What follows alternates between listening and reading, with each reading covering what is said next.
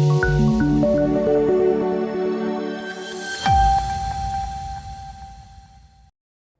દર્શક મિત્રો, સમાચારની વાત કરવામાં આવે તો પ્રમુખની ચેમ્બરમાં જ કાઉન્સિલર અને પૂર્વ પક્ષના નેતા વચ્ચે કામોના એજન્ડાને લઈ દાહોદ નગરપાલિકામાં વિવાદ સર્જાયો.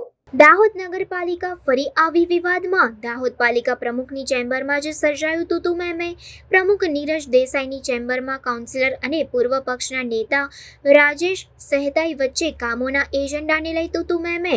વારંવાર એજન્ડાનો લેટર માંગવા છતાં ન આપતો હોય દાળમાં કંઈક કાળું હોવાની આશંકા વ્યક્ત કરતા કાઉન્સિલર રાજેશ સહેતાઈ પૂર્વ પ્રમુખ દ્વારા કામોના બિલ કઢાવવા દબાણ કરાતું હોવાનો પ્રમુખ નીરજ દેસાઈનો ખુલાસો.